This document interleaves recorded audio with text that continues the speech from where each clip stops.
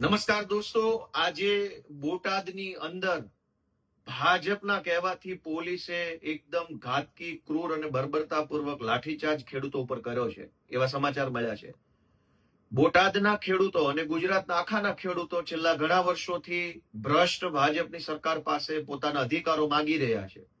બોટાદની અંદર ખેડૂતોએ લોહી પરસેવો રેડીને પકવેલા કપાસ અથવા અન્ય જણસો જ્યારે યાર્ડમાં વેચવા જાય, માર્કેટિંગ યાર્ડમાં, ત્યારે માર્કેટિંગ યાર્ડમાં રહેલા ભાજપના મળતિયાઓ અને ભાજપના જે કંઈ પણ નફાખોરો છે એ ખેડૂતોની ખેત પેદાશમાં કડદો કરી અને ખેડૂતોને લૂંટવાનું કામ કરતા હતા. અને લૂંટની સામે અવાજ ઉઠાવવાનું કામ આમ આદમી પાર્ટીના માધ્યમથી આમ આદમી પાર્ટીના નેતા રાજુભાઈએ કર્યું.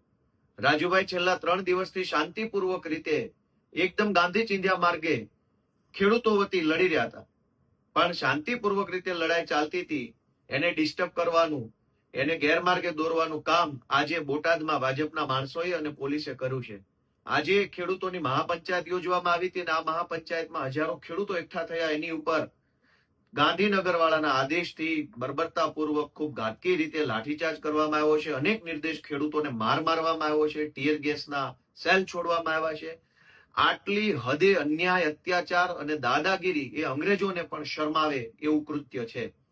ખેડૂતોના હામી બનવાના બદલે, ખેડૂતોની મદદ કરવાના બદલે, ખેડૂતોના હક અને અધિકારો આપવાના બદલે ખેડૂતો ઉપર ટીયર ગેસના સેલ છોડવા, ખેડૂતો ઉપર દંડા વરસાવવા એ ભાજપની હલકી માનસિકતા છે અને એની સામે આમ આદમી પાર્ટી લડી રહી છે.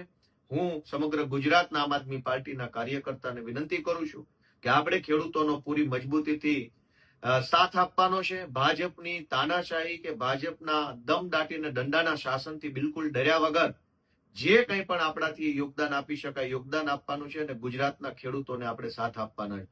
બોટાદની અંદર જે ઘટના બની છે એ નિંદનીય ઘટના છે. પોલીસે ખેડૂતો ઉપર જે અત્યાચાર કર્યો છે એ બિલકુલ કાયર કૃત્ય છે, એ બિલકુલ યોગ્ય વ્યાજબી કૃત્ય નથી. આમ આદમી પાર્ટી ભાજપનો સામનો કરશે અને ખેડૂતોને સાથ આપશે. જય કિસાન.